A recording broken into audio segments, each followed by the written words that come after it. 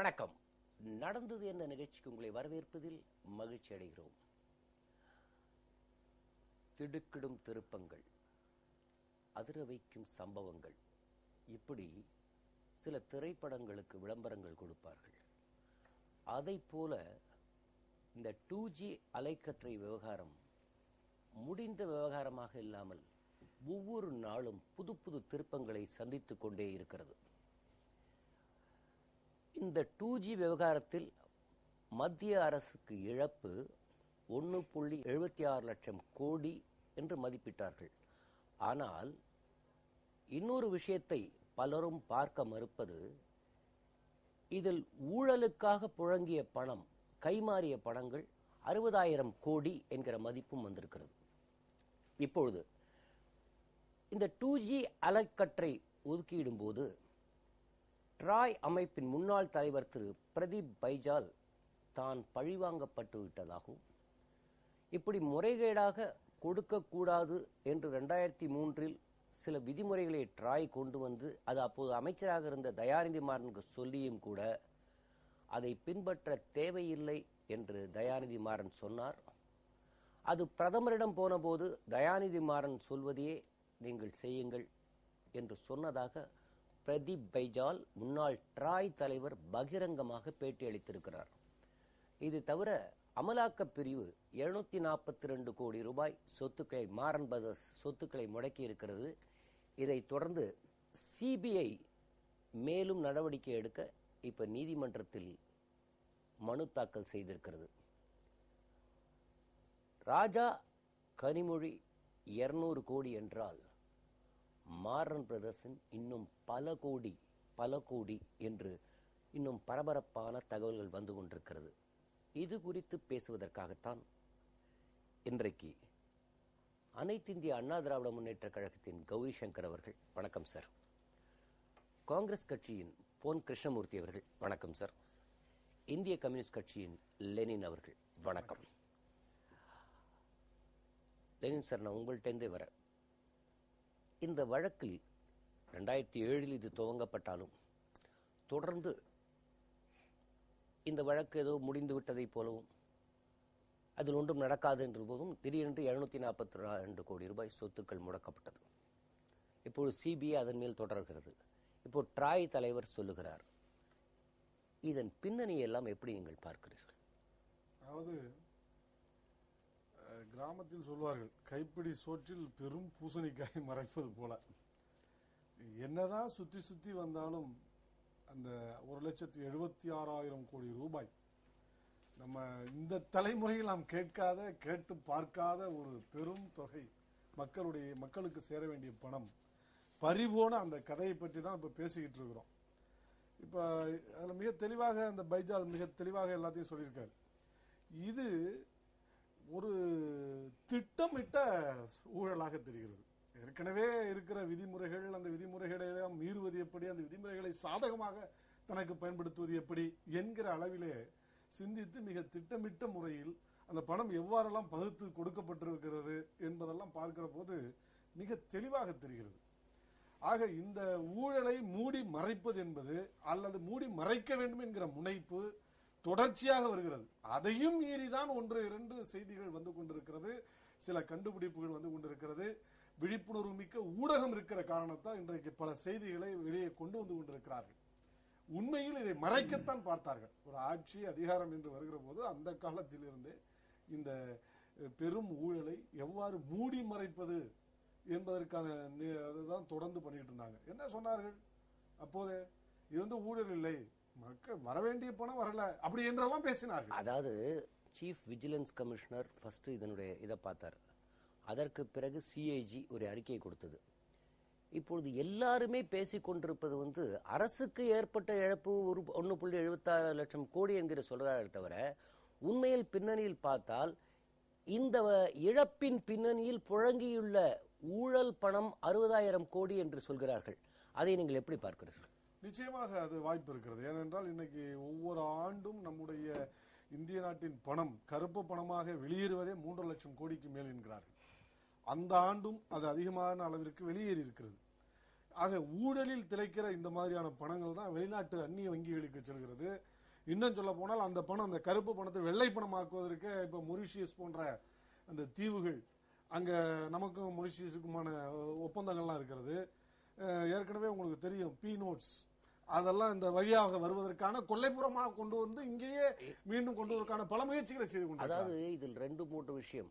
தயாநிதி மாறன் எத்தனை கோடி அடித்தார், கருணாநிதி குடும்பத்தினர் எத்தனை கோடி போயிற்று என்பதை விட இந்த வழக்கு போகிற விஷயத்தை பார்க்கும்போது இந்திய நாட்டில் ஒரு புதிய விதமான விஞ்ஞான பூர்ணமாக ஒரு பொருளாதாரத்தையே முடக்கக்கூடிய அளவுக்கு ஒரு சயின்டிபிக் கரப்ட் பிராக்டிஸ் ஒன்று உருவாகி இருப்பதை போல தெரிகிறது. சரியா?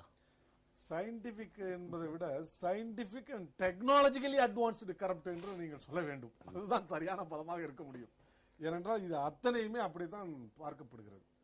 நீங்க பணம் அடிக்கப்பட்டிருக்கிறது தெரிகிறது, அது எங்கே என்றால் எவாபரேட் ஆகிவிட்டது என்கிறார்கள். எங்கே சென்றது, எந்த வங்கிக்கு சென்றது, இதையெல்லாம் கண்டுபிடிக்க முடியாமல் இருக்கிறது. சர்வ வல்லமை படைத்த அரசு இதை கண்டுபிடிக்க வேண்டும் என்று நினைத்தால் உடனடியாக கண்டுபிடித்திருக்க முடியும், முடியாததல்ல. ஆனால் மூடி மறைப்பதற்காகவே தங்களுடைய தன்மைகளிலிருந்து மாறி இவ்வாறு அதை பாதுகாக்க. இப்போ நீங்க அழகா ஒரு வார்த்தை சொன்னீங்க, பி நோட்ஸை பற்றி பேசினீர்கள், மௌரிஷியஸை பற்றி பேசினீர்கள். எப்பொழுதுமே கம்யூனிஸ்ட் கட்சியினர் எந்த விஷயத்தையும் தெளிவாக பார்க்கக்கூடியவர்கள். இப்போ இந்த பி நோட்ஸ் விஷயத்தை பொறுத்தவரையில் பாஜக உட்பட எந்த கட்சியுமே இதை ஒரு சீரியஸா இதனுடைய பின்னணியை பார்க்கவில்லையோ என்று தோன்றுகிறது. அதாவது மௌரிஷியஸுக்கும் இந்தியாவுக்கும் ஒரு ஒப்பந்தம் இருக்கிறது. நான் உன் நாட்டில் முதலீடு செய்தால் உனக்கு வரி செலுத்த வேண்டியதில்லை, நீ என் நாட்டில் முதலீடு செய்த வேண்டால் வரி செலுத்த வேண்டாம். அதனால்தான் மௌரிஷியஸ் ஒன்று ஒரு கள்ளப்பணத்தை கொண்டு போய் வைக்கக்கூடிய ஒரு சௌரியமான ஒரு ஹேவன் என்று சொல்லக்கூடிய இடமாக மாறிவிட்டது. அப்படி வருகிற பணம் லஞ்சமாக அங்கே பதுக்கப்பட்ட கருப்பு பணம் அங்கே போய் முதலீடாக இங்க வரும்பொழுது ஒரு பார்ட்டிசிபேட்டரி நோட்ஸ் என்கிற ஒரு காகிதத்தை கொடுத்து விட்டால் அது சுதாங்கன் கட்டிய பணமா, லெனின் கட்டிய பணமா, கிருஷ்ணமூர்த்தி கட்டிய பணமா கேட்க வேண்டிய அவசியம் இல்லை என்று சொல்கிறதே. இந்த அபாயத்தை பற்றி ஏன் கம்யூனிஸ்ட் கட்சிகள் பேசவில்லை? இல்லை, இதை குறித்து நாங்கள் நிறைய பேசியிருக்கிறோம். அது சமீப காலத்தில் இருக்கிற இந்த நிதி முறைகேடுகள் அனைத்தும், ஊழல்கள் அனைத்தும் பாத்தீங்கன்னா இது போன்ற இந்த சீர்திருத்தம் என்கிற பெயரால் கொண்டு வரப்பட்ட அந்த புதிய நடைமுறைகள் பாருங்க, வங்கி நடைமுறை, அதே போலவே இது மாதிரி உலகம் முழுவதும் இருக்கிற அந்த மறைமுகமான வங்கிகள், கருப்பு பணத்தை பதுக்குகிற வங்கிகள், இவற்றில் உள்ள நடைமுறைகளை எல்லாம் பார்க்கிற போது இவை அனைத்துமே அதற்கு சாதகமாக இருக்கிறது. இவற்றையெல்லாம் வெளியில கொண்டு வந்தவர்கள் நாங்கள் தான். அதுல நிறைய நாடுகளை பற்றி நாங்கள் சொல்லி, தாராப்பூர் கமிட்டி இதை அப்ஜெக்ட் பண்ணிருக்கு, justice Shivraj Patil committee object பண்ணிருக்கு, முரளி மனோகர் ஜோஷி தலைமையிலான ஜாயிண்ட் பார்லிமெண்டரி கமிட்டியும் அப்போஸ் பண்ணிருக்கு. இந்த பார்ட்டிசிபேட்டரி நோட்ஸ்னால வரக்கூடிய எவ்வளவு பெரிய அபாயம் இருக்கிறது என்று அப்போதைய செபி சேர்மன் தாமோதரன் சொல்லி இருக்கிறார். இதையெல்லாம் ஏன் கம்யூனிஸ்ட் கட்சிகள் பெருசாக இப்ப நீங்க சொல்லியிருக்கலாம், அங்கங்க பேசியிருக்கலாம். அன்னைக்கு உங்களுடைய நோக்கம் என்னவாக இருந்தால் யூபிஏ அரசோடு உங்களுக்கு பிணக்கு இருந்தது, அதே சமயம் பாரதிய ஜனதா கட்சி வந்துவிடக்கூடாது என்றதற்காக பல விஷயங்களுக்கு நீங்களும் மௌன பார்வையாளர்களாக இருந்தீர்களா? இல்லை.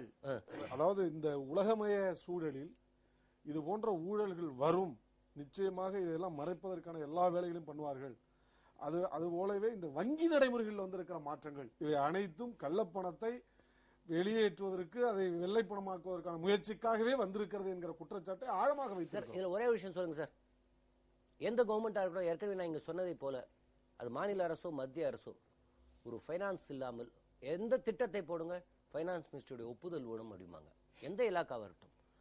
இவ்வளவு பெரிய விஷயங்கள் நடந்திருக்கிறதே. பொருளாதார மேதை என்று சொல்லப்படுகிற மன்மோகன் சிங் பிரதமராகவும், அவரும் முன்னாள் நிதியமைச்சராக இருந்தார், யூபிஏ அரசின் நிதியமைச்சர், பின்னால் உள்துறை அமைச்சராக இருந்த ப. சிதம்பரம், இவர்களுக்கு தெரியாமல் தான் இதெல்லாம் நடந்ததா? வாய்ப்பே இல்லை. அவர்களுக்கு தெரியாமல் எதுவும் நடந்திருக்க வாய்ப்பே இல்லை. அப்படி தெரியாது என்று சொன்னால் ஒரு பழமொழி உண்டு, பூனை கண்ணை மூடிக்கொண்டால் உலகம் இருண்டு விடும் என்று நினைப்பதை போல வேண்டும் என்றால் எனக்கு தெரியாது என்று சொல்லலாம். பூனை கண்ணை மூடிக்கொள்வதால் உலகம் இருளப் போவதில்லை, இருண்டு போவதில்லை. அதை போல இந்த உண்மை வெளியே வந்துவிட்ட பிறகு அது தெரியாது என்று சொல்வது யாரும் நம்ப போவதில்லை. இப்போ இந்த விவகாரத்தை பொறுத்த வரைக்கும் காங்கிரஸ் கட்சி ஏதோ தனக்கு எது சம்பந்தமே இல்லாத போல நடந்து கொண்டு, பிறகு மன்மோகன் சிங்குக்கு சமன் கொடுத்த பிறகு சோனியா காந்தி நடந்து போய் அவர் வீட்டில் பார்த்து ஆதரவு கொடுத்தாரா அல்லது கோர்ட்டுக்கு போனால் உண்மைகளை சொல்லிவிடக்கூடாது என்று கேட்க போனாரா என்கிற சந்தேகம் அளவுக்கு வந்துட்டார். ஆனால் நிதியமைச்சர் ப. சிதம்பரத்துக்கு இதில் பங்கு உண்டு என்பதை ஏன் யாருமே பேச மறுக்கிறார்கள்? ஒரு சைலண்டாக ஒரு கதாபாத்திரம். ஆல்ஃபிரட் ஹிச்காக் படத்தில் ஒரே ஒரு காட்சியில் அவர் விட்டு மறந்து போவார். ஆனால் அவர்தான் படத்தின் சூத்திரதாரியாக இருப்பார். இப்பொழுது அவர் அப்படியே காட்சியை விட்டு மறைகிறாரே, அதன் பின்னணியை எப்படி பார்க்கிறீர்கள்? மறைகிறார் என்று சொல்ல முடியாது. வழக்கு மன்றத்தில் வழக்கு வருகிற போது இந்த மாதிரியான விஷயங்கள் வெளியிலே வரும். நிச்சயமாக அந்த வழக்கில் வாத பிரதிவாதங்களில் எல்லா விதமான விஷயங்களும் ஒளிவு மறைவு இல்லாமல் விவாதிக்கப்படுகிற போது நிச்சயமாக வரும். எவரும் தப்பிவிட முடியாது, தப்பிவிடக் கூடாது. அதுல நாம் விழிப்புணர்வு இருக்க வேண்டும். இதுல நான் ஒரே ஒரு விஷயங்க, தனக்கு வேணுங்கிற அமைச்சர்களை வாங்கி கொண்டு காங்கிரஸை பணிய வைத்து இந்தியாவே உலக அரங்கில் அவமான இன்னைக்கு வேர்ல்டுலயே பார்த்து சிரிக்கிறது கோல்கேட். அப்புறம் ஃபர்ஸ்ட் உலக நாடுகளே வேந்து போயிட்டு இருக்கிற ஊழல் இந்த 2G ஸ்பெக்ட்ரம் தான். இதன் சூத்திரதாரி இங்கே கருணாநிதி. அவர் கட்சியை சரியாக பயன்படுத்தி கொண்டது அவர் வாரிசுகள் விட அவர் பேரன்கள் தான் சரியாக பயன்படுத்தி கொண்டார்கள். ஆனாலும் அவர்களும் இப்படியெல்லாம் ஒண்ணுமே நடக்கலைன்னு சொல்லிட்டு அதிமுக போடுகிற திட்டங்கள், நிறைவேறிய திட்டங்களுக்காக ஸ்டாலின் தெருவாக போராட்டம் நடத்தி கொண்டிருக்கிறார். அங்கே மத்திய அரசில் இவ்வளோ பெரிய விஷயம் நடந்திருக்கு. அந்த பணம் எல்லாம் உள்ள வந்திருக்கு. யாரு கேட்டு ஒரு சாமானியம் போய் நாளைக்கு நான் போய் ஒரு 100 கோடி போட்டு உள்ள கொண்டு வர முடியுமா? இது யார் துணையோட இந்த ஹோல் சினோரியோவை எப்படி பாக்குறீங்க? 1,80,000 கோடி ஊழல் ராஜா மூலமா கருணாநிதி எல்லாரும் பண்ணாங்க. நவம்பர் 2011 நவம்பர் மாசம் ராஜா ரிசைன் பண்றாரு. இந்த ஊழல் செஞ்சிட்டாரு அப்படிங்கிற வேற வழி இல்லை. ரிசைன் பண்ணி ஒரு 2வது நாள் கேபினெட் மீட்டிங் நடக்குது. இவர் வெளியே நிக்கிறார். இவர் இஸ் நாட் அலவுட், ஏன்னா அவர் தான் ரிசைன் பண்ணிட்டாரு. வெளியே நிக்கிறார். பார்த்த உடனே கும்பிடுறாரு. கும்பிட்ட உடனே மன்மோகன் சிங் முதுகுல தட்டி கொடுக்கிறார். யார? அன்பாக தட்டி கொடுக்கிறார். ராஜாவை அன்பாக தட்டி கொடுக்கிறார், ஆதரவாக தட்டி கொடுக்கிறார். என்ன அதான் அதனுடைய பாடி லாங்குவேஜ் பாத்தீங்களா? ராஜா பயப்படாத, நான் இருக்கிறேன், உன்னைய காப்பாத்துறேன் அப்படிங்கிற மாதிரி தட்டி கொடுத்துட்டு உள்ள போறாரு. அதாவது ஒரு prime minister of this country ஒரு பிசிக்கலா ஒரு ஏற்கனவே ஒரு ஊழலால தண்டிக்கப்பட்ட ஒரு ரிசைன் பண்ண ஒரு அமைச்சரை முதுகுல தட்டி கொடுப்பாரா? சார் நீங்க அப்படி பாக்குறீங்க?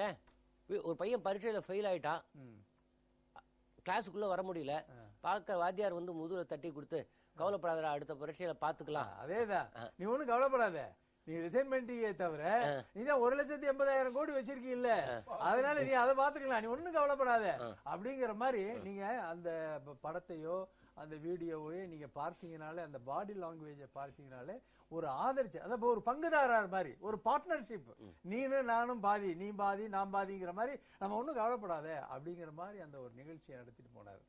இதெல்லாம் ஓவராலா நீங்க சொன்னீங்க தயாநிதி கலாநிதி பத்தி. இதுக்கு கோடு போட்டதே தயாநிதி தான். 2006 தயாநிதி மாறன் இன்ஃபர்மேஷன் மினிஸ்டரா இருக்கார், இந்த துறையை சார்ந்த அமைச்சர். அப்ப அவர் என்ன பண்றாரு, பிரைம் மினிஸ்டருக்கு ஒரு லெட்டர் எழுதுறாங்க. இதுவரைக்கும் இந்திய சரித்திரத்தில் யாரும் ஒரு அமைச்சர் ஒரு பிரைம் மினிஸ்டருக்கு இப்படி லெட்டர் எழுதுனதே இல்ல. போர்ஸ்பிளா அவர் என்ன சொல்றாரு, the group of ministers எந்த முடிவையும் எடுக்க வேண்டும், அதாவது கேபினெட்டுக்கு போகாம, கேபினெட்ல வைக்காம the group of ministers மூலமாக இது முடிவு எடுக்கணும்.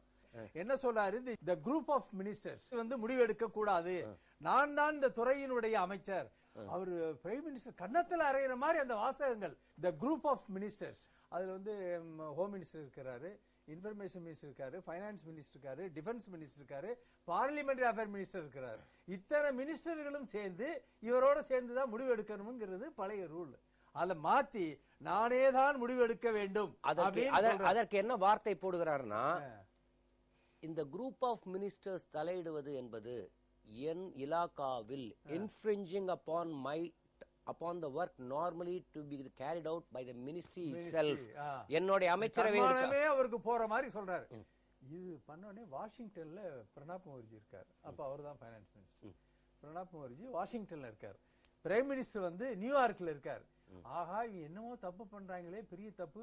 இந்த திராவிட முன்னேற்ற கழகமே எப்பவுமே இந்த ஊழல் பண்ணியே நாட்டையும் கெடுத்து ஊரையும் கெடுத்து மக்களையும் கெடுக்கிறாரு, இவன் பேரை இது ஏதோ பண்ணிக்கிட்டு இருக்காருன்னு தெரிஞ்ச உடனே தன்னுடைய ப்ரோக்ராமை கட் பண்ணிட்டு வாஷிங்டன்ல இருந்த பிரணாப் முகர்ஜி நியூயார்க் வர்றாரு. வந்து மன்மோகன் சிங் சொல்றாரு, இப்படி ஒரு ஆபத்தான விஷயம் நடந்துட்டு இருக்கு, இதுல கேர்ஃபுல்லா இருக்கணும். ஒன்றும் நடக்கல. அவர் வந்து வாஷிங்டன்ல இருந்து நியூயார்க் வந்து விஷயத்தை கன்வே பண்ணிட்டு போனாரு. உங்களுக்கு அடுத்தடுத்து பிரணாப் முகர்ஜி சொன்னார் கேட்கல, கமல்நாத் கடிதம் எழுதுறாரு. கமல்நாத் வந்து commerce and industries minister. Pranab முகர்ஜிக்கு அவர் சொன்னதையும் வச்சுட்டு இவர் எழுதுறாரு, மன்மோகன் சிங்குக்கு நீங்க ஜாக்கிரதையா இருங்க, இவங்க ஏதாவது திட்டம் போடுறாங்க, இதுல வந்து விழுந்துடாதீங்க அப்படின்னு. அதையும் இவர் கேட்கல. வினோத் ராய் கத்துறாரு, கதறார். அவர் கடிதம் எழுதுறார் பிரணாப் இவருக்கு மன்மோகன் சிங்குக்கு. அவர் சொல்லியும் கேட்கவில்லை. அது அப்படியே போறது, வேற வழியே இல்லை. அது அப்படியே விட்டார். அவன் என்ன எழுதுறான் கடைசி வரிய படிக்கிறதுல, I shall be grateful if you kindly instruct the concerned to modify the terms of reference as suggested by us which are enclosed. அந்த லெட்டர் பண்ணிட்டு, இதுக்கு நீங்க பதில் எழுதவில்லை என்று சொன்னால், 10 நாளைக்குள்ள பதில் வரலைன்னு சொன்னா, as if நீங்க வந்து இதை வந்து ஒத்துக்கிட்டீங்க, அக்செப்ட் பண்ணிட்டீங்க அப்படின்னு நான் முடிவு எடுத்துட்டு என்னுடைய துறையில் நான் செயல்படுத்தலாம் அப்படின்னு சொன்னது. ஒரு பதில் எழுதணுமா இல்லையா? நீ அப்படிலாம் செஞ்சிடக்கூடாதுன்னு சொல்லல. எழுதவே இல்லைங்க, எழுதவே இல்லை. 4 மாசம் கழிச்சு சிம்பிள் அக்னாலஜ்மெண்ட் வருது, ஐ ரிசீவ்ட் யுவர் லெட்டர். அவ்வளவுதான். அதுக்குள்ள இவன் எல்லா வேலையும் ஆரம்பிச்சாரு. இதுக்கு இடையில இவங்களுக்குள்ள சண்டை வந்துருச்சு. கருணாநிதி குடும்பத்துல பேரன், மக, மருமைங்க இப்படிலாம் சண்டை வந்தோடனே தயாநிதி மாறனை வெளியே எடுக்கிறாங்க. அதுக்குள்ள அவர் எவ்வளவு விலைக்கு பராஞ்சி எடுக்கணுமோ அது மாதிரி வாரி சுருட்டி எல்லாம் பண்ணிட்டாங்க 2 பேரும். பண்ண உடனே அப்பதான் ராஜா உள்ள வர்றாரு. 2007 ராஜா வந்து அமைச்சராகிறார். அமைச்சரானதுக்கு பின்னாடிதான் இந்த 1,80,000 கோடியை ஊழல் செஞ்சு அமுக்கினது. அதுல கருணாநிதிக்கு, கனிமொழிக்கு, எல்லா திராவிட முன்னேற்ற கழகத்தில் இருக்கக்கூடிய அத்தனை பேர்களுக்கும், கருணாநிதி குடும்பத்திற்கு பண விநியோகம் செய்வது. இவங்களுக்கு கலைஞர் டிவிக்கு 214 கோடிங்க, ₹1 இல்லை, 214 கோடி. இது வந்து 1,80,000 கோடி ஊழல் பணத்திலிருந்து ஒவ்வொன்றுக்கும் பிரிச்சு இன்னைக்கு 242 கோடி. 242 கோடில ரொம்ப குறைவு இல்லைங்க. அடிப்படை என்னன்னா, அந்த குரூப் ஆஃப் மினிஸ்டர்ஸ் அந்த அலைக்கற்றை விட்டிருந்தால் அவர்கள் டெசிஷன் படி 22,000 கோடி மதிப்பில் நம்ம லைசன்ஸ் விற்கப்பட்டிருக்கும். ஆனால் நாம் விட்டுறது வெறும் 1,400 கோடி. இல்ல, கபில் சிபல் சொல்றாருங்க, 2011 இவர் எல்லாம் ரிசைன் பண்றாரு, அவர் மந்திரி ஆகிறாரு. அவர் வந்து எவ்வளவு பாருங்க, அதாவது இப்படி ஒரு அன்ரிலேட்டட் பர்சன்ஸ் வந்து மன்மோகன் சிங் மந்திரியா வச்சிருந்த காரணத்தினாலதான் இவ்வளவு பெரிய ஊழல். இந்த நாட்டுக்கு கேவலம், மக்களுக்கு கேவலம். அவர் சொல்றார், ஜீரோ லாஸ் ஃபார் தி 2Gனால வந்து ஜீரோ லாஸ் தான், அதுக்கு மேல எதுவும் கிடையாதுங்கன்னு ஒரு பெரிய ஒரு பிரபலமான ஒரு வக்கீல், இந்தியாவிலே ஒரு பிரபலமான வக்கீல், அவர் ஒரு மந்திரியா வந்து ஒரு வாய்ப்பு கிடைச்சிருக்கு. அதை ஒழுங்கா சொல்ல வேண்டாமா, ஜீரோ லாஸ்ன்னு சொன்னார். ஜீரோ லாஸ்ன்னு சொல்லி அவரு 2011 சொல்றாரு. 2012 சுப்ரீம் கோர்ட் 122 லைசன்ஸ், ராஜா கொடுத்த லைசன்ஸை இது முறை தவறி கொடுக்கப்பட்ட ஒரு லைசன்ஸ், அத்தனையும் கேன்சல் பண்ணு அப்படின்னு சொல்லிட்டு கேன்சல் பண்ணிட்டாங்க. 122 லைசன்ஸை கேன்சல் பண்ணி அவளையும் கேன்சல் பண்ணாங்க. அப்போ கபில் சிபல் சொல்றதுக்கும் சுப்ரீம் கோர்ட் சொல்றதுக்கும் ஏதாவது சம்பந்தம் இருக்கா பாத்தீங்களா? இப்படி ஒரு அன்ரிலேட்டட் மினிஸ்டர்ஸ், ஒரு பாதுகாப்பு இல்லாம, ஒரு அதனுடைய ஆழத்தை சிந்திக்காம, மக்களை பத்தி சிந்திக்காதவர்கள், சும்மா வக்கீலா இருந்தவங்களையும் ஏஐசிசில கிளார்க்கா இருந்தவங்களையும் உட்கார வச்சு மந்திரிகளாக்கி பண்ணது.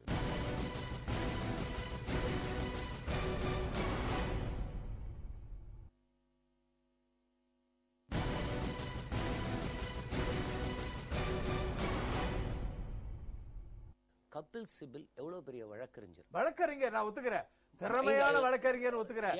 பட் இந்தியாவின் பொருளாதார மேதையா இருக்கிற ப. சிதம்பரம், அவர் அங்க பினான்ஸ்ல இருக்காரு. அப்படி தப்பு நீங்க பாருங்களேன், நீங்க பிப்ரவரி 2011 நீங்க கேட்டீங்க சிதம்பரத்தை எல்லாரும் விட்டாங்களேன்னு. சிதம்பரத்தை மன்மோகன் சிங் விடவே இல்ல. மன்மோகன் சிங் என்ன சொன்னாரு, பிப்ரவரி 24 2011 பார்லிமெண்ட்ல பேசின பேச்சை நான் உங்களுக்கு வாசிக்கிறேன். This issue, the 2G issue, to be determined by the Ministry of Finance and the Ministry of Telecommunications. The contrary to the assertions of the leader of the opposition, the record clearly shows that then the finance minister, while initially had a different view, finance minister initially different view irundhathu, which he communicated to me on January 15th. அதை வந்து communicate பண்ணிட்டாங்க. Subsequently, consulted with the minister, telecommunications, and the two ministers worked out an agreed formula. என்ன formula?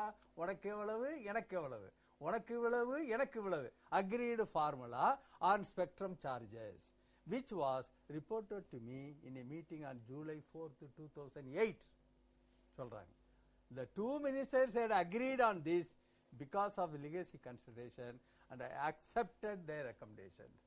பா Chidambaram finance மினிஸ்டராக இருந்த சிதம்பரமும் ராஜாவும் சேர்ந்து கூட்டு நடவடிக்கை, கூட்டு கொள்ளைங்க, வேற ஒண்ணும் கிடையாதுங்க. ரெண்டு பேரும் சேர்ந்து ப்ரொபோசல் கொடுக்கறாங்க. இப்போ மன்மோகன் சிங் அக்ரீட். இல்ல அது 1,80,000 கோடி முன்னாடி மக்களுடைய பணம் இந்த குடும்பங்களுக்கு, கருணாநிதி குடும்பத்திற்கும் சிதம்பரம் குடும்பத்திற்கும் போய்விட்டது. எங்க அதுக்கு முன்னாடி ராஜா வருவதற்கு முன்பு மாறன் பிரதர்ஸ் அவங்க சஃபிஷியண்டா எடுத்துன்னு போயிட்டாங்களா இல்லையா? நான் தானே சொன்னேன், ரோடு போட்டது தயாநிதி. ரோடு இந்த 2Gக்கு ரோடு போட்டதே தயாநிதி தான். அதுல வந்து ரோடு போட்டு இவர் அள்ளிட்டு போனவர், அவரும் அள்ளிட்டாருங்க. அவங்க வந்து இன்னைக்கு சன் டிவி அது உங்களுக்கு ஸ்பைஸ் எல்லாம் கொடுத்து. இன்னொரு விஷயம் பார்க்கணும், அதாவது குடும்ப தகராறு ஒரு வகை, அதனால மாறன் பிரதரை அந்த பதவியிலிருந்து எடுத்தார். ஆனால் இந்த பையனை அங்க விட்டோம், நல்லா சம்பாதிச்சிட்டான், நம்ம ஏமாந்துட்டோம்னு சொல்லி அந்த தகராறை காரணம் காட்டி நமக்கு வேணுங்கிறதுக்காக ராஜாவை தன்னுடைய ரெப்ரசன்டேட்டிவா கருணாநிதி அங்க நுழைச்சாரா? கண்டிப்பா. ஏன்னா ராஜாவுக்கு டெலிகம்யூனிகேஷன் மினிஸ்ட்ரி கொடுக்கலைன்னு சொன்னா மன்மோகன் சிங் வந்து அவர் பிரைம் மினிஸ்டர் ஆகிற நிகழ்ச்சிக்கே நான் இருக்க மாட்டேன்னு சொல்லிட்டு ஓடி வந்தவருங்க கருணாநிதி. எவ்வளவு பெரிய மனுஷன் தெரியுமா உங்களுக்கு? உங்களுக்கு மந்திரி 11 மந்திரி அந்த தடவை 11 மந்திரி அமைச்சர்கள் கொடுக்குறாங்க. இவர் நான் மந்திரி சபையில ஏத்துக்க மாட்டேன், நான் வந்து பண்ண மாட்டேன், ஏன்னா டெலிகம்யூனிகேஷன் வந்து எங்க ராஜாவுக்கு கிடைக்கணும், கிடைச்சாதான் கொடுத்தாதான் நான் வந்து ஆதரவு கொடுப்பேன்னு சொல்லிட்டு ஓடியாந்தவருங்க. ஏன்னா அதுலதான் பணம் கொட்டுது, இந்த மிச்சத்தை ஆர்வஸ் பண்ணணும், எல்லாம் பிளான் பண்ணியாச்சு, 1,80,000 கோடிக்கு மேல அடிக்கணும்னு சொல்லிட்டு அதனால அந்த மினிஸ்ட்ரியை வாங்கி கொள்ளையடிச்சாங்க. இல்ல இப்போ இன்னொரு விஷயம் பாக்குறேன், அதாவது ஒரு கூட்டணி கம்பல்ஷன்னால திராவிட முன்னேற்ற கழகம் இல்லை என்றால் இந்த ஆட்சி நடக்காதுன்ற ஒரு காரணம். ஒரு 5 வருட ஆட்சி இல்லைனால் இந்த நாட்டின் ஸ்திரத்தன்மை சீர்குலைந்து விடும். ஒரு பக்கம் அவர்கள் பயப்படுகிற மாதிரி மதவாத சக்திகள் இந்த நாட்டில் உள்ளே நுழைந்து விடும் என்ற காரணத்தின் புரட்சித் தலைவி அம்மா அவர்கள் சொன்னார்கள், 2011 ஊழல் வந்துருச்சு, உலகம் பூரா தெரியுது, ஆனா எந்த ஆக்ஷன் எடுக்க மாட்டேங்கிறாரு மன்மோகன் சிங். அப்ப அம்மா சொன்னாங்க, இந்த பாருங்க, நீங்க ராஜா ரிசைன் பண்ணணும், இந்த கருணாநிதியினுடைய குடும்பத்தில் இருந்து விடுபட வேண்டும் என்று சொன்னால் நீங்க ராஜாவை வந்து முதல்ல வந்து டிஸ்மிஸ் பண்ணுங்க, உங்களுக்கு ஆதரவாக அன்கண்டிஷனல் சப்போர்ட் நான் கொடுக்கிறேன் அப்படின்னாங்க. புரட்சி தலைவர் அம்மா அவர்கள் சொன்னார்கள், அன்கண்டிஷனல் சப்போர்ட் உங்களுக்கு நாங்க கொடுக்கிறோம், எந்த விதமான இதுவும் இல்லாம நாங்க வந்து உங்களுக்கு சப்போர்ட் கொடுக்கிறோம், நீங்க இதுக்கு மேலேயே ராஜாவை வச்சுட்டு நீங்க அவங்க ஊழல் பண்ண விடாதீங்க அப்படின்னு மக்கள் நலத்திற்காக, இந்த நாட்டின் நலத்திற்காக அன்னைக்கு புரட்சி தலைவர் அம்மா அவர்கள் சொன்னார்கள். அந்த சொன்ன வார்த்தைக்கு பிறகுதான் நவம்பர் 15ஆம் தேதி 2010 வந்து ரிசைன் பண்ணாப்புல, இல்லைன்னா பதவியிலே இருந்திருப்பாப்புல. கருணாநிதி விட்டுருப்பாரா? ஒரு திராவிட முன்னேற்ற கழகத்தை சகித்து கொண்டதனால் உள்ள பூந்து காங்கிரசின் பெயரை கெடுத்தாரா, அல்லது இவர்கள் சகித்து கொண்டதனால் காங்கிரஸ் என்று சரிஞ்சது? அதை மட்டும் சொல்லுங்க, நான் அவட்ட வரேன். காங்கிரஸை அழிச்சதே கருணாநிதி தாங்க. இன்னைக்கு பீகார்ல எலெக்ஷன் நடக்குதுங்க. போன தடவை இப்போ பீகார் நிதிஷ் ஜெயிச்சாரு, அப்போ எலெக்ஷன் நடக்குது. அப்போ இவங்க எலெக்ஷனுக்குலாம் ஏற்பாடு பண்ணிட்டாங்க, எலெக்ஷன் நடக்குது, பணம் செலவழிக்கிறாங்க, பண்றாங்க. யாரு சீஃப் மினிஸ்டர் ஆகுறது, யாரு வந்து பொதுப்பணித்துறை அமைச்சர், யாரு ஹோம் மினிஸ்டர், யாரு பைனான்ஸ் மினிஸ்டர்ங்கிறதெல்லாம் லிஸ்ட் எல்லாம் போட்டாங்க. கடைசியில் காங்கிரஸ் அங்கே ஜெயித்து எத்தனை சீட்டு தெரியுமா? 4 சீட். ஆட்சியே பிடிப்போம் அப்படின்னு ராகுல் ஃபார்முலான்னு சொல்லிட்டு ஆட்சியே பிடிப்போம் என்று இருந்தவங்க 4 சீட்டு தான் ஜெயிச்சது. காங்கிரஸ் கட்சி, தேசிய கட்சி, ஒரு 130 வருஷம் கட்சி வந்து 4 சீட்டு ஜெயிச்சு. ஏன்னு சொன்னா திராவிட முன்னேற்ற கழகத்தோடு காங்கிரஸ் கூட்டு வைத்த ஒரே காரணம், இன்றைக்கு வரைக்குங்க காங்கிரஸ் அழிந்து கொண்டே இருக்கிறது. அதுக்கு காரணம் காங்கிரஸ் கட்சி திராவிட முன்னேற்ற கழகத்தோடு இன்னும் பாசம் இருக்க இருக்க இருக்க அவங்க வச்சாங்க, காங்கிரஸ் சுத்தமா அழிஞ்சு போயிடும். இளங்கோவன் வந்து இப்போ அவருடைய அறிக்கைகள் வந்து சத்தியமூர்த்தி பவன்ல இருந்து வருகிறதா, கோபாலபுரத்திலிருந்து வருகிறதா என்ற சந்தேகம் எல்லாம் இருக்கு. அது அடுத்த ரவுண்ட்ல வருவோம். இப்போ நீங்க சொல்லுங்க சார், யாரால் நீங்கள் உங்களுக்கு, அதாவது நீங்க மௌன பார்வையாளர்களாக இருந்ததனால் இத்தனை நாளுக்கு நாள் கிளம்பிக்கிட்டே இருக்கு. இந்த கோல்கேட்ல கூட பெரிய விஷயம் விட இதுல பூதம் கிளம்பிக்கிட்டே இருக்கு. இதுல என்ன ஒரே ஒரு குற்றச்சாட்டு, நீங்க உங்க பிரதமர் மௌன பார்வையாளராக இருந்தார், நிதியமைச்சர் மௌன பார்வையாளராக இருந்தார். இந்த ஹோல் திங்கை நீங்க எப்படி பாக்குறீங்க? மரியாதைக்குரிய திரு கௌரி சங்கர் அவர்கள் சில விஷயங்களை தெளிவாக சொன்னார்கள். அவரை ஏன் அமைச்சரவையிலிருந்து நீக்கினார்கள் என்பதை கூட மிக தெளிவாக குறிப்பிட்டார்கள். நமக்கெல்லாம் தெரியும் இந்த ஸ்பெக்ட்ரம் வந்து எப்படி ஏலம் விடப்பட்டது, எந்த சூழ்நிலையில் ஏலம் விடப்பட்டது, அதில் வந்து சில தவறுகள் நடந்தது என்பதை நாம் இல்லை என்று மறுக்க முடியாது. தவறுகள் நடந்தது, அது இல்லை என்று நாம் மறுக்கலை. ஆனால் அதற்கு நடவடிக்கை எடுத்தோம், யாரும் இல்லைன்னு சொல்ல முடியாது. அமைச்சரவையிலிருந்து நீக்கினோம், அதுக்கப்புறம் கைது செய்யப்பட்டார், இன்றைக்கு கோர்ட்டில் விசாரணையில் கைது செய்யப்பட்டதுக்கும் உங்களுக்கும் என்ன சம்பந்தம்? அது உச்ச நீதிமன்றத்தின் வழிகாட்டுதல் இல்லை என்றால் இன்று பல வழக்குகள் அப்படியே கோப்புகளிலே மறைந்து சர்க்காரியா கமிஷன் ஃபைல் காணாமல் போனதை போல போயிருக்கும். உச்ச நீதிமன்றம் தலையிடலன்னா தயவு செய்து அதுல இருந்து நான் மாறுபடுறேங்க. என்ன காரணம்னா, காமன்வெல்த் கேம்ஸ்ல பிரச்சனை வந்தது, அதுல கூட நாங்க இவரை அரெஸ்ட் பண்ணோம், சுரேஷ் கல்மாடிய. அதுல வந்து கோர்ட் ஒன்றும் தலையிடல, நாங்களே தான் அரசாங்கமே தலையிட்டு அவரை கைது செய்தது. கோர்ட்டுக்கு அங்க எங்க வந்தது? இல்லங்க, அதாவது உங்க கட்சி அமைச்சர் என்றால் நீங்கள் தைரியமா பண்ண முடியும். தைரியமா பண்ணோம். கூட்டணி கட்சியினர்கள் உங்களுக்கு அவங்களுடைய தயவு தேவை. சுப்ரீம் கோர்ட் தர்மம் அமைச்சரவையிலிருந்து நீக்கணும்னு சொல்லி சுப்ரீம் கோர்ட் ஒன்றும் சொல்லல, நாங்க தான் நீக்கணும் அவரை. குற்றச்சாட்டு வந்தவுடன் நீக்கணும். அதே மாதிரி பல பேர் மீது நடவடிக்கை இருக்கிறோம். அசோக் சவான் மீது கூட அங்க இந்த வீட்டு வசதி வாரியத்தில் பிரச்சனை வந்த போது அவரு கூட முதலமைச்சர் பதவியிலிருந்து நீக்கி இருக்கோம். காங்கிரஸ் கட்சி மௌன பார்வையாகவோ கையை கட்டி கொண்டோ ஊழல் நடந்த போது வேடிக்கை பார்த்து கொண்டிருந்தது என்பதை நாம் ஏற்றுக்கொள்ள முடியும். அதே மாதிரி நீங்க பாத்தீங்கன்னா பிரதீப் பைஜால் அவர்கள் தயாநிதி மாறன் செய்த தவறை நான் சுட்டி காட்டிய போது அவர் சொல்லுகிற போல் செய் என்று அவர் சொல்லியிருக்கிறார். நான் என்ன கேட்கிறேன்னா, அவர் சொல்ற மாதிரி செய்யன்னு சொன்னா இவர் ஏன் செய்யணும்ன்ற நான். இவர் ஒரு IAS படித்த அதிகாரி, மெத்த படித்தவர், அரசாங்கத்திற்கு துரோகமான நடவடிக்கைகளை எடுக்கிறார்கள் என்று அவர் கூடவே சொல்லியிருக்கார். நான் பிரதமரிடம் சொன்ன போது you do whatever Dayanidhi Maran says என்று சொன்னார் பிரதமர் என்று சொல்லி இருக்கிறாரே.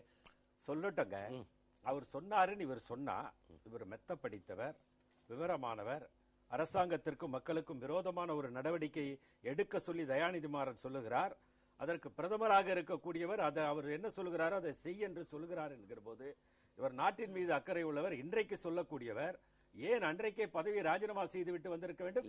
முடியாது என்று சொல்லி இருக்கலாம். அதாவது இது ரொம்ப இல்ல இது என்னன்னா, ஒரு IAS படித்து ஒரு அதிகாரியாக இருந்து தன் வாழ்நாள் ஃபுல்லா சர்வீஸ்ல இருக்க வேண்டும். See, the bureaucrats are permanent, the politicians are only in transition அப்படி என்பார்கள். நீங்க என்ன ஒரு மந்திரியே ராஜினாமா பண்ண மாட்டீங்க, அதிகாரியை போய் ராஜினாமா பண்ண சொல்றீங்க? அன்பு சகோதரருக்கு நீங்க வந்து ஒரு கிரிட்டிக்கலான ஒரு பொசிஷன்ல, அவர் கிரிட்டிக்கலா இல்ல கேளுங்க, நீங்க மன்மோகன் சிங்கே பேசாம மடந்தையாக இருந்து விட்டார். அவன் வந்து தயாநிதி எழுதின கடிதத்திற்கு 10 நாளைக்குள்ள பதில் கொடு, இல்லைன்னா என்னுடைய துறையை நானே வந்து மேனேஜ் பண்ணிக்கிறேன், இந்த குரூப் ஆஃப் மினிஸ்டர்ஸ் எடுக்கிறேன். மரியாதைக்குரிய திரு கௌரி சங்கர் சொல்லுகிற விஷயத்தில் ஓரளவுக்கு உண்மை இருக்கிறது. சில விஷயங்களில் தயாநிதி மாறன் தன்னிச்சையாக முடிவெடுத்து அதை செயல்படுத்தி கேபினெட்டுக்கு விரோதமான சில போக்குகளை எடுத்தார் என்பதை காங்கிரஸ் ஒத்துக்கொள்கிறது. சில விஷயங்களை அவர் தவறா, அதுதான் இந்த காங்கிரஸ் ஒத்துக்கொள்கிறதா? காங்கிரஸ் மீது அக்கறை உள்ள பொன் கிருஷ்ணமூர்த்தி ஒத்துக்கொள்கிறார்? இல்ல இல்ல, காங்கிரஸ் மீது இல்ல, காங்கிரஸ் ஒத்துக்கொள்கிறது. காங்கிரஸ் ரெண்டு விஷயம் இருக்குங்க, தியாகிகள் காங்கிரஸ் இருக்கு, வியாபாரிகள் காங்கிரஸ் இருக்கு. நீங்களா அந்த தியாகிகள் காங்கிரஸ் என்றால் அவருக்கு எங்க கட்சியை பத்தி முழுமையா தெரியும். கௌரி சங்கர் அவர் மிக தெளிவாகவே பல விஷயங்களை சொல்லியிருக்கார். ஆனா அதுல வந்து தயாநிதி மாறன் வந்து சில விஷயங்களை அமைச்சரவையின் முடிவுக்கு மாறாக எடுத்தார் என்பது உண்மை, அதை யாரும் மறுக்கல. அதனாலதான் அவர் அந்த நேரத்தில் நீக்கப்பட்டார் அமைச்சரவையிலிருந்து. அவரும் நீக்கப்பட்டார். அவர் வந்து அவர் நீக்கினதுக்கு வந்து காங்கிரஸ் காரணம் இல்ல, குடும்ப சண்டை, தாத்தா தான் காரணம். இல்ல இல்ல, தாத்தா சொல்லி அவர் மந்திரி பதவியில தாத்தா கூட இருக்க, தாத்தா ஒரு காரணம், ஆனா 99 காரணம் காங்கிரஸ் தான். தாத்தா ஒரு காரணமா இருக்கலாம், நீங்க சொல்ற மாதிரி அவர் ஒரு காரணம் தான். ஏங்க அதாவது அன்னைக்கு கருணாநிதியுடைய திராவிட முன்னேற்ற கழகத்தை தயவு வேணுங்கிறதுக்காக நீங்க கருணாநிதியை மீறி ஒரு அமைச்சரை நீக்கிட முடியுமா? நான் கேக்குறேங்க, கருணாநிதி திடீரென்று ஆதரவு வாபஸ் வாங்கிக்கிட்டாரு. நாங்க ஆட்சி நடத்தலையா என்ன? நாங்க ஆட்சி நடத்தாம விட்டுட்டோமா? அவருக்காக பயந்துகிட்டு எல்லாம் நாங்க ஒண்ணும் அவங்களை வச்சிட்டு இல்ல. தைரியமாக ராஜாவை நீக்கணும், தயாநிதி மாறன் நீக்கணும். அவங்க வெளியே போனா போகட்டும்ன்ற நம்பிக்கையோட தான் நாங்க உட்கார்ந்துருந்தோம். அவங்க வெளியே போனதுக்கு அப்புறமா ஆட்சி நடத்தணும். நாங்க யார் அவங்களையும் வச்சுக்கிட்டு தானே ஆதரவு வாபஸ் வாங்கினாரு சொன்னாரு. ஆமா, என்ன நாடகம் அது? அப்ப டிஆர் பாலு கேபினெட் அந்தஸ்துல ரயில்வே இருக்காரு, அதெல்லாம் ரிசைன் பண்ணல. அதே கேபினெட் சுத்துறார், ரூம்ல சுத்துறார். அதே அன்றைய முதலமைச்சர், அதிமுகவின் முதலமைச்சர் அம்மா அவர்கள் வந்து சட்டமன்றத்திலேயே இது என்ன நாடகம், ஒரு எல்லாரும் ரிசைன் பண்ணிட்டாங்க, டிஆர் பாலு மட்டும் கேபினெட் அந்தஸ்தை வைத்துக் கொண்டிருப்பாங்க. விளக்கம் சொல்றேன். அந்த சில பதவிகளை சுப்ரீம் கோர்ட் பிஜேபி அரசாங்கம் ஆட்சிக்கு வந்த போது இது போன்ற பதவிகளை அவர்கள் பதவிக்காலம் முடியும் வரை நீக்கக்கூடாது என்ற உத்தரவு போட்டது. அதை நீக்க முடியாத பதவி அது. அமைச்சரவையை கூடி ஜனாதிபதிக்கு ஒரு பரிந்துரை செய்தால் போய்விடலாம். அதே மாதிரி நீங்க ஒரு விஷயத்த சொன்னீங்க, சோனியா காந்தி வந்து ரேலி வந்தாங்க, அதுல வந்து சோனியா காந்தி ஆதரவு கொடுத்தார்களா? ஆதரவு கொடுத்தாரா? அப்படி எல்லாம் அவசியமே இல்லைங்க எங்களுக்கு. சோனியா காந்தி வந்து முழு ஆதரவு, உங்கள் பின்னால் காங்கிரஸ் நிற்கிறது அப்படி என்ற. ஏனென்றால் உங்களுக்கு தெரியும், இந்திய நாட்டை ஆண்ட மிகப்பெரிய தலைவர்கள் எல்லாம் மன்மோகன் சிங் மீது அந்த சம்மன் அனுப்பிய விஷயத்தை யாருமே ஏற்றுக்கொள்ளவில்லை. அவருடைய பரிசுத்தத்தை பற்றி எல்லோருக்கும் நன்றாகவே தெரியும். அவர் எப்படிப்பட்ட ஆட்சியை நடத்தினார் என்பது எல்லோருக்கும் தெரியும். ஆகவே அவர் பரிசுத்தத்திற்கு வந்து ஒரு அவப்பெயர் எடுக்கின்ற போது சொந்த கட்சியினுடைய தலைவராக இருப்பவர் நேராக சென்று அத்தனை பேரும் அழைத்து சென்று தன்னுடைய ஆதரவு இல்ல. இப்போ இங்க ஹானஸ்டியே தவறாக புரிந்து கொள்ளப்படுகிறது. அதாவது நாடாளுமன்றத்தில் நம்பிக்கை நாங்க ஆதரவு விளக்கின பிறகு நம்பிக்கை வாக்கெடுப்பு நடந்தது. அந்த நம்பிக்கை வாக்கெடுப்பு தான் உலகம் முழுவதும் அதிர்ச்சி, இதை விட பெரிய அதிர்ச்சி. நாடாளுமன்ற உறுப்பினர்களுக்கு 25 கோடி கொடுத்து நம்பிக்கை பெற்ற கதை நமது ஜனநாயகத்தையே அரித்தது. இல்லங்க, தவறான கருத்து. 25 கோடி சப்போர்ட்டை வாபஸ் வாங்கினாங்களே தவிர, ஆட்சிக்கு கொடுத்த சப்போர்ட் நாங்க வந்து வாபஸ் வாங்குறோம் சொன்னாங்களே தவிர, தான் மக வந்து ராஜ்யசபா எம்பி ஆகணுங்கிறதுக்கு ஒசரம் போய் காலில் விழுந்து கெஞ்சி கெதறி தானே ஓட்டு வாங்கினாங்க. அதே காங்கிரஸ் ஓட்டு அந்த 34 ஓட்டு வாங்கி தானே அந்த அம்மா வந்து பாராளுமன்ற உறுப்பினர் ஆனாங்க. அவங்களும் கொடுத்தாங்க, போய் கெஞ்சுறாங்க, கதறாங்க, கொடுக்குறாங்க. அப்படி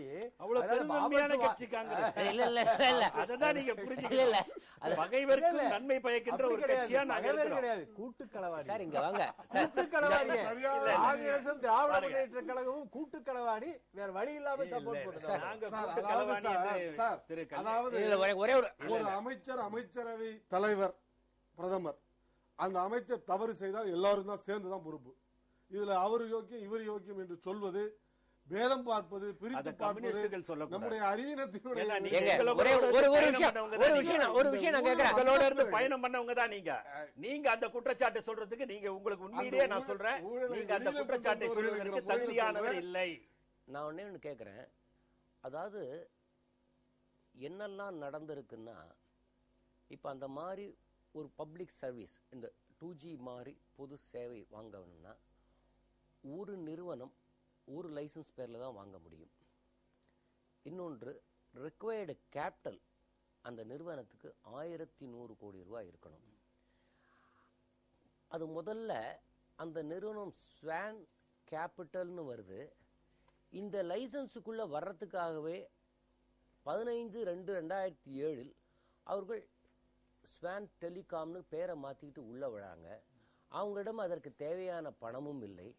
இது அத்தனையுமே சிதம்பரத்திற்கு தெரியாமல், முதல்ல நான் ஒண்ணே ஒன்று கேட்கிறேன் சார், நீங்க சொல்லுங்க.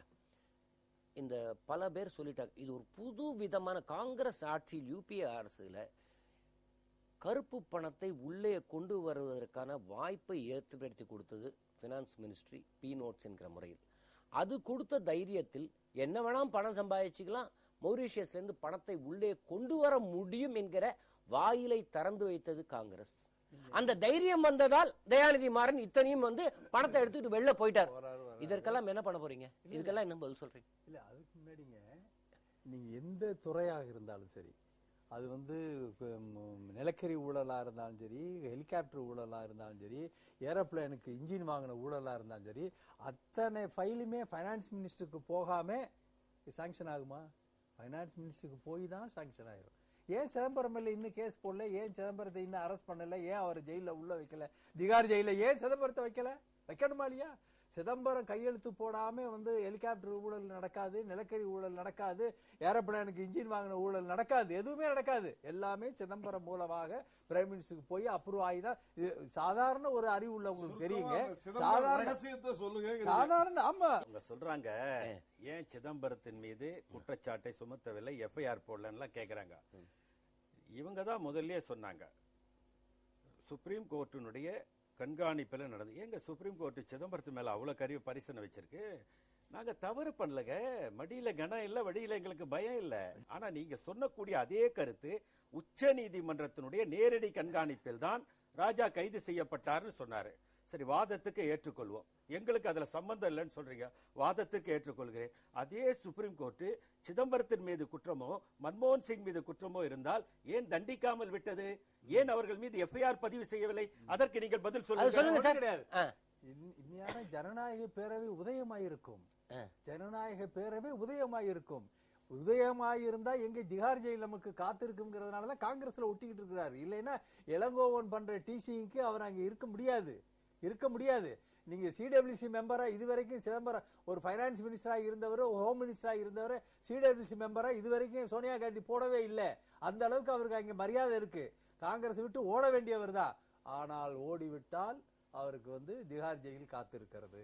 அந்த ஒரே காரணத்தினால காங்கிரஸ்ங்கிற ஒரு போர்வையில புலித்தோலை போத்திக்கிற மாதிரி காங்கிரஸ்ங்கிற போர்வைக்குள்ள ஒளிஞ்சுக்கிட்டு இருக்கிறாரு சிதம்பரம். வேற ஒண்ணு சார், இன்னைக்கு நான் கேக்குறேன் சார், காங்கிரஸ்ல இருக்கிறதுனாலதான் சுப்ரீம் கோர்ட் வந்து அவர் மேல எஃப்ஐஆர் போடாம இருக்கா? அதுக்கு பதில் சொல்லுங்க. காங்கிரஸ்ல இருக்கிறதுனால காங்கிரஸ்ல பதுங்கிட்டு இருக்காரு. அப்ப காங்கிரஸ்ல இருக்கிறதாக்க சுப்ரீம் கோர்ட் விட்டுடுமா? இல்ல, அதுக்கு பதில் சொல்லுங்க. எனக்கு அதே கவலை தான்.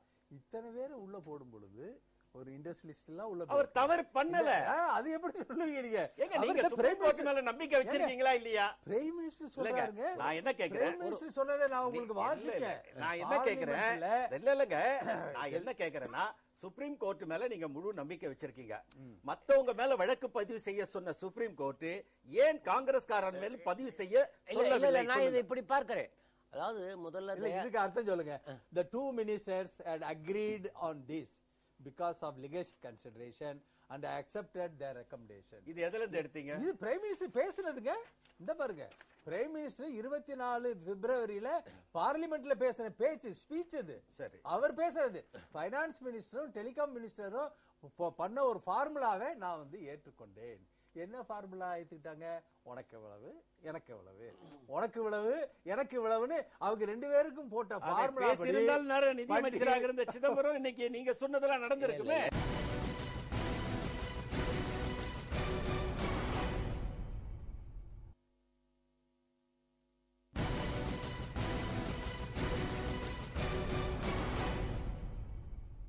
உனக்கு இவ்வளவு, எனக்கு இவ்வளவுன்னு அவங்க ரெண்டு பேருக்கும் போட்ட ஃபார்முலா. பேசியிருந்தால் நிதி அமைச்சராக இருந்த சிதம்பரம் இன்னைக்கு நீங்க சொன்னதெல்லாம் நடந்திருக்குமே. இல்ல ஒரு விஷயம், காங்கிரஸில் தியாகிகள் காங்கிரஸ் ஒன்று உண்டு, வியாபாரிகள் காங்கிரஸ் ஒன்று உண்டு. நீங்கள் தியாகிகள் காங்கிரஸ் பரம்பரையில் வந்ததனால்தான் இத்தனை வருடம் கட்சியில் இருந்து கூட உங்களுக்கு ஒரு எம்எல்ஏ ஒரு சிபாரிசு கூட உங்களுக்கு கொடுக்கவில்லை. ஆனால் காங்கிரஸ் விசுவாசி என்பது தெரியும். இப்போ நான் கேட்பது என்னவென்றால், தயாநிதி மாறன் மீது இந்த குற்றம் சுமத்தப்பட்ட போது அதெல்லாம் ஊடகங்கள் கலப்புகிற பிரச்சனை, அரசியலாக்குகிறாங்க சொல்றாங்க. இப்போ ஸ்டெப் பை ஸ்டெப்பா வழக்கு போயிட்டு இருக்கு.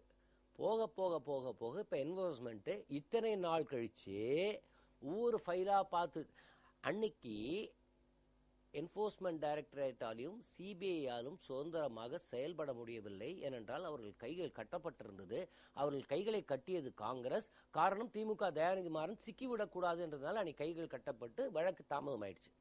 இப்போ இது ப்ரொசீட் ஆகி 742 கோடி வந்தாச்சு. அடுத்தது சிபிஐ இன்னொன்னு போறாங்க.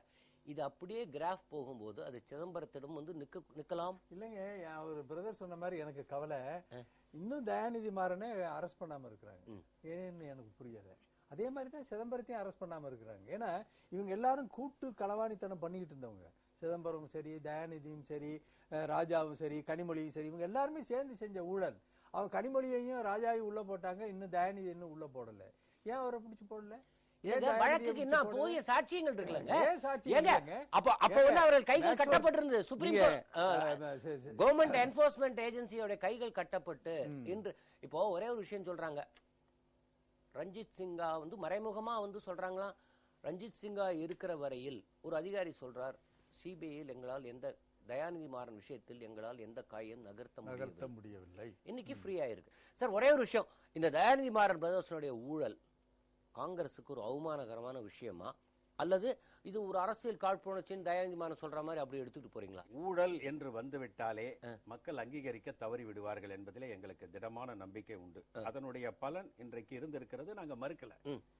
இன்றைக்கு மரியாதைக்குரிய ஐயா கௌரி சங்கர் சொன்னாரு, இந்த மாதிரி 44 சீட் இருக்கு, எனக்கு வேதனையா இருக்குன்னு. அவரே வேதனைப்படுற அளவுல இருக்கும்போது எனக்கு எவ்வளவு வேதனை இருக்குன்னு கொஞ்சம் பாருங்க. அதனால வேதனை தான், அது கஷ்டமான விஷயங்கள் தான், இது தவிர்க்கப்பட்டிருக்க வேண்டிய விஷயம்தான். ஆனா தவிர்க்க முடியாத சில விஷயங்கள் நடந்து விட்டது. ஆனாலும் இன்றைக்கும் நாங்கள் நம்பிக்கையோடு இருக்கிறோம். மோடியும் அமித்ஷாவும் சேர்ந்து மீண்டும் எங்களை ஆட்சியில் அமர வைக்கக்கூடிய காலம் சீக்கிரத்தில் இருக்கிறது. நாங்க வேலை செய்யறோமோ இல்லையா, அவங்க ரெண்டு பேரும் வேலை பார்க்கறாங்க. அவங்க உங்களை ஆட்சி அமர வைப்பதற்கு முன்பு கட்சிக்கு ஒரு தேக ஆரோக்கியம் வேணும்ல, அத நீங்களே அதுக்கான வாய்ப்பை காங்கிரஸ் கெடுக்குமா, அல்லது பக்கத்தில் கூடவே வைத்துக்கொண்டு இப்போது கருணாநிதியை போலவே அறிக்கை கொண்டிருக்கும் அவர்கள் எங்க கூட்டணியில இல்லையே இப்போ. ரைட், நல்ல வேளை நீங்க இல்லாம இருந்தா நல்லா இருக்கும். அவங்க எங்க கூட்டணியில இல்ல. நாங்க கடந்த சொன்னா இந்த எலியும் தவளைங்கிற கதை மாதிரிதான். தவளை மேல எலி உட்கார்ந்துருச்சுன்னா ஊரணிக்குள்ள போயிட்டு கடந்த சட்டமன்ற தேர்தல்ல எலி செத்து போயிடும். கடந்த சட்டமன்ற தேர்தலை நாங்க தனித்து தான் போட்டியிட்டோம். வாக்கு சதவீதம் மிக குறைவாக தான் பெற்றோம் தமிழகத்தை. நாங்க இல்லன்னு மறுக்கல. எண்ணிக்கை முக்கியமே இல்ல. இந்த நாட்டை ஆள வேண்டும் என்ற ஆசை எங்களுக்கு கிடையாது. அதனால வரணும்னு கிடையாது. இங்க உங்களோட கூட்டணியில இருந்துட்டு ஒரு 740 கோடி ஃப்ரீஸ் பண்ணிருக்காங்க, இன்னும் பல கோடிக்கான ஆதாரம் வரப்போகுதுன்னு சொல்றது வழக்கமா கருணாநிதி தான் திசை திருப்பார். இந்த மாதிரி ஒரு விஷயத்துக்கு வந்தாருன்னா வேற ஒரு சைட்ல டகால் இன்னொரு இடத்துல ஒரு கல்லை போட்டு ஒரு போராட்டம்னு ஒன்று அறிவிப்பார். உடனே மக்களுடைய கவனம்லாம் அங்க போயிடும், இதை மறந்துடுவாங்க. இப்ப அந்த வேலையை யார் செய்யறாங்கன்னா EVK சுலங்கன் செய்வாரு. அப்போ என்ன செய்யறாரு EVK? இப்போ EVK சுலங்கன் பேச்சு நான் அப்பவே கேட்ட மாதிரி அது மறுபடியும் கோபாலபுரத்துக்கு போக வேண்டிய குரலாக தெரிகிறதா, அல்லது கோபாலபுரத்துல இருந்து வருகிற அறிக்கை இவர் மூலமாக வருகிறதா? கருணாநிதியுடைய இன்ஸ்ட்ரக்ஷன்ல தான் இளங்கோவன் செயல்பட்டு வருகிறார். இதுல எந்த விதமான சந்தேகம் இல்ல. அவர் இளங்கோவன் நேரடியா நான் சொல்ல இது பண்ணிருக்கேன். அதுக்கு இடையில இன்னொரு விஷயம், இந்த 742 கோடி ஃப்ரீஸ் பண்ணாங்க பாருங்க, அது விஷயமா கருணாநிதியோ ஸ்டாலினோ எதுவுமே வாயை திறக்கல. தெரியுமா உங்களுக்கு? அவன் அதாவது ஒரே ஒரு வரி அவருக்கு தெரியும், அவர் அதை எப்படி மேனேஜ் பண்றதுன்னு அவருக்கு தெரியும், அவர் மேனேஜ் பண்ணிக்கிறார். சரி, ஆனா கனிமொழி ராஜாவுக்கு ஒரே விஷயம் கேக்குறேன். இந்த விஷயத்துல அவர் சொன்ன விஷயம் குடிச்சவங்க தயாநிதியை பண்ணும் பொழுது அதை அவரே மேனேஜ் பண்ணிக்கிறார். நான் ஒன்றே ஒன்று கேட்கிறேன், பாக்கி விஷயத்துக்கெல்லாம் அதிமுக அரசு மீது கடுமையாக குற்றம் சொல்லுகிற காங்கிரஸ் தலைவர், இந்த தயாநிதி மாறன் விஷயத்தில் தமிழக காங்கிரஸ் கமிட்டி நீங்க ஒண்ணு அவருக்கு சப்போர்ட் பண்ணி சொல்லுங்க, இல்ல அவரை கண்டிச்சு சொல்லுங்க. ஏன் வாய் திறக்காம மௌனமா இருக்கீங்க? தமிழ்நாடு இந்த தயாநிதி மாறன் விவகாரத்தில் எல்லா விஷயத்துக்கும் அறிக்கை கொடுக்கிறார். காலையில கருணாநிதி 5:30 மணிக்கு போன் பண்ணி சொல்லலையே, ஏப்பா அதுக்கு ஒரு அறிக்கை விடுன்னு சொல்லி இருந்தாருன்னா இளங்கோவன் அறிக்கை விட்டு இருந்திருப்பாரு. நீங்க சொல்லல, அவர் அறிக்கை இல்ல இல்ல இல்ல இல்ல மாதிரி திரு EVK இளங்கோவன் அவர்களை பற்றி அவருக்கு நல்லா தெரியும். நான் என்ன சொல்றேன்னா, கருணாநிதி சொல்லிதான் EVK இளங்கோ சொல்லணும். கோபாலபுரத்துல இருந்து 5:30 மணிக்கு அதிமுக அரசுல ஒவ்வொரு நாளும் இல்லாத குற்றச்சாட்டெல்லாம் சொல்லிட்டு இருக்கீங்க, அந்த குற்றம் இந்த குற்றம்னு. ஆனால் அவர் சொன்னதுக்காக இல்ல, ஆனால் தர்மத்தின்படி தன் அமைச்சரவையில் இருந்த ஒரு அமைச்சர் மீது தவறு இருந்தால் சட்டம் தன் தலையை வேலை செய்யணும் செய்யறாங்க அதிமுக. நான் என்ன சொல்றேன், நீங்கள் ஏன் இந்த தயாநிதி மாறன் விஷயத்தில் அறிக்கை கொடுக்கவில்லை? தயாநிதி மாறன் விஷயத்துல கூட அவர் ஒரு இது சொல்லியிருக்காரு, அது பத்திரிகையில மீடியால வரலையானா தெரியல. நான் அன்றைக்கு அவர் பேட்டி கொடுக்கும்போது பக்கத்துல இருந்தேன்.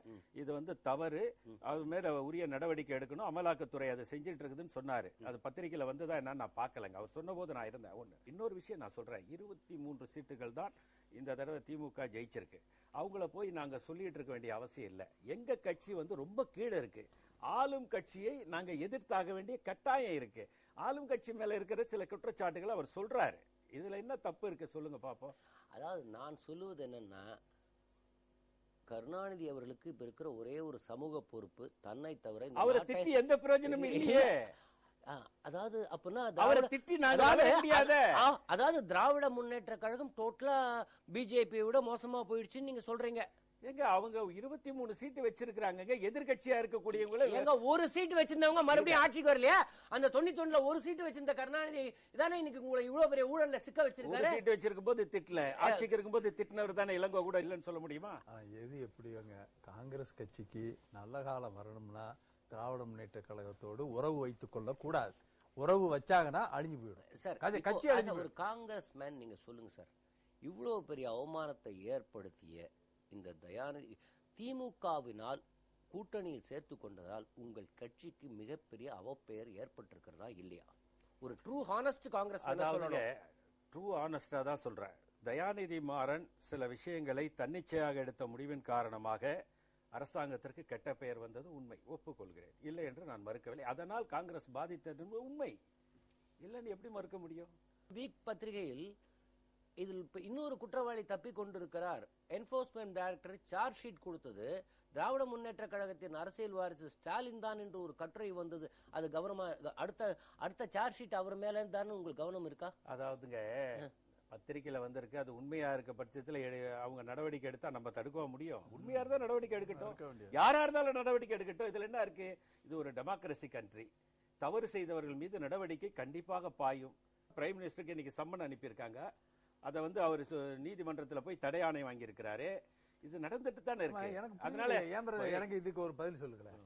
அவர் என்ன சொன்னார்? பிரைம் மினிஸ்டரா இருக்கும் பொழுது எந்த விசாரணை கூடத்திற்கும் நான் வருவதற்கு தயாரா இருக்கிறேன், விசாரணையை நான் எதிர்நோக்க தயாரா இருக்கிறேன்னு பிரைம் மினிஸ்டர் சொல்லிட்டே இருந்தாரு. மன்மோகன் சிங் சொல்லி எல்லா இதுலயும் நோக்கியிருக்காரு. இப்ப என்னன்னா திடீர்னு போய் இல்ல அவரு அதுக்கான எல்லா பதிலையும் சொல்லியாச்சு, எல்லா பதிலையும் சொல்லியிருக்காரு. சிபிஐ அவரை போய் விசாரிச்சிருக்காங்க.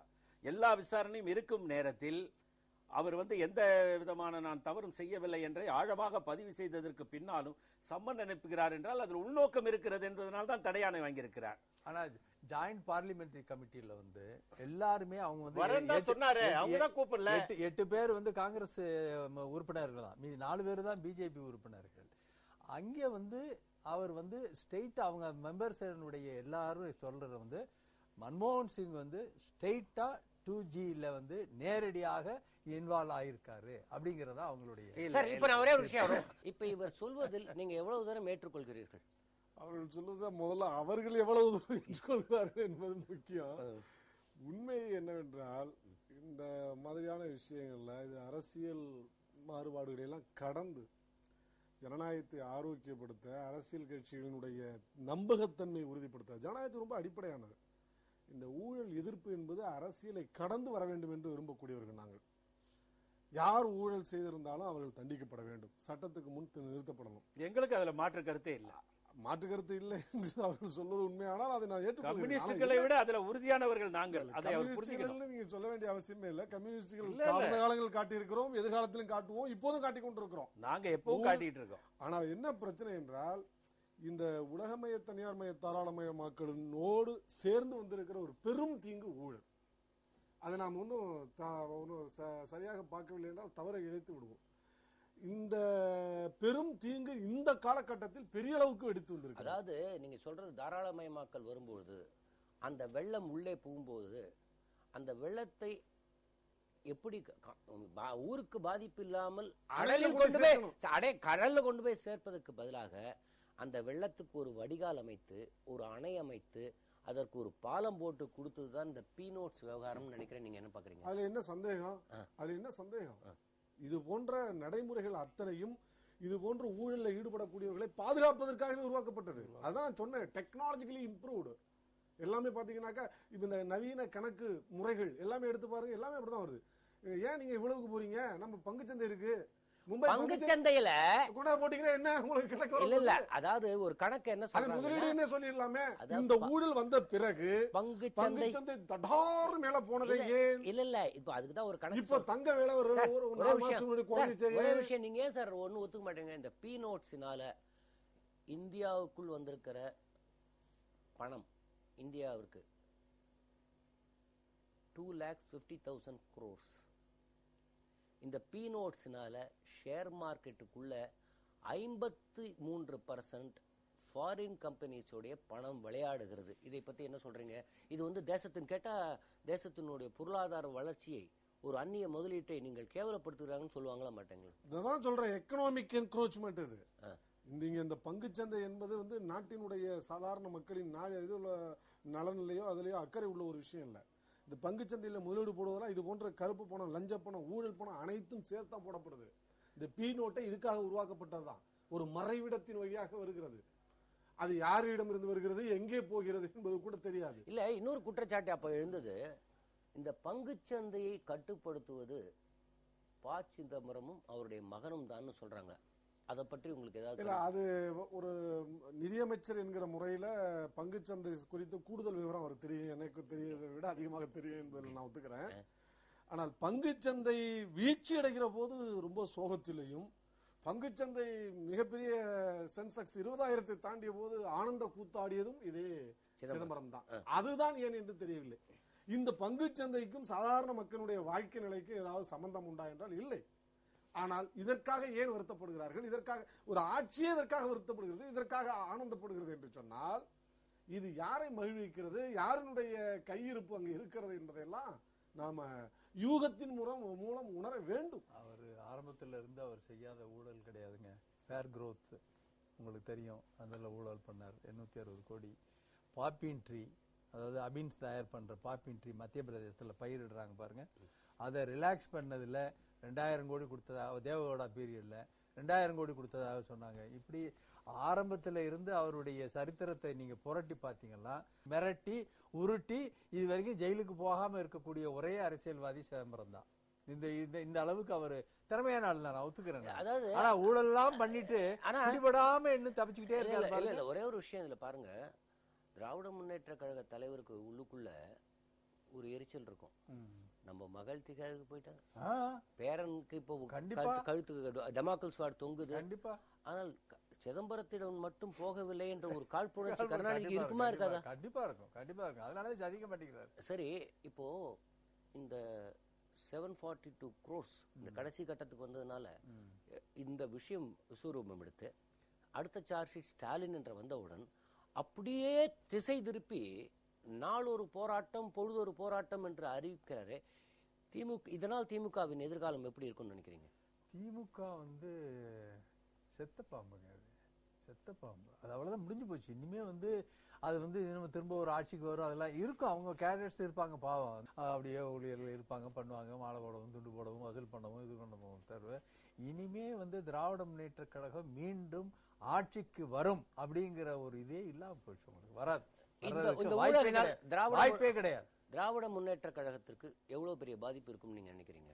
இல்லைங்க, ஊழல் என்றாலே பெரிய பாதிப்பு தான். யாரும் அதை இல்லைன்னு மறுக்க முடியாது. மக்கள் ஏற்றுக்கொள்ள மாட்டார்கள். இன்றைக்கு நீங்க பாத்தீங்கன்னா இந்தியாவில் 65% இளைஞர்கள் இருக்கிறார்கள். அந்த 65% இளைஞர்களும் படித்தவர்களாக இருக்கிறார்கள், வலைதளத்தில் இருக்கிறார்கள், சமூக வலைதளங்களிலே அவர்கள் தினம் பார்க்கிறார்கள், ஒவ்வொரு தலைவர்கள் போடுகின்ற பேட்டியை பார்க்கிறார்கள். ஒரு கருத்து சொல்லுகிறார்கள் ஒரு தலைவர் என்றால் அதற்கு எதிர்கருத்தும் ஆதரவான கருத்துக்களும் வருகிறது. அது சரியான கருத்தாக இல்லாவிட்டால் இதுக்கு உங்களுக்கு தகவல் சொல்றேன். அதாவது அப்துல் கலாம் கொடுத்த ஒரு புள்ளி விவரம் என்னவென்றால் 2014 வருட தேர்தலை 543 மக்களவை தொகுதிகளில் 160 நாடாளுமன்ற தொகுதிகளை தீர்மானித்தது இந்த பேஸ்புக்கும் ட்விட்டர் என்று ஒரு கணக்கு சொல்லவே முடியாது. அதனால அவர்கள் எல்லாம் வலைதளங்களில் இருக்கிறார்கள். 65% இளைஞர்கள் இன்றைக்கு ஒவ்வொரு குடும்பத்திலும் படித்தவர்கள் இருக்கிறார்கள், கிராம பகுதிகளிலே படித்தவர்கள் இருக்கிறார்கள். அதிலும் குறிப்பாக தமிழகத்திலே படித்தவர்கள் அதிகமாக இருக்கிறார்கள். அமெரிக்க அதிபர் ஒபாமா கூட சமீபத்தில் ஒரு கருத்தை பதிவு செய்தார்கள்.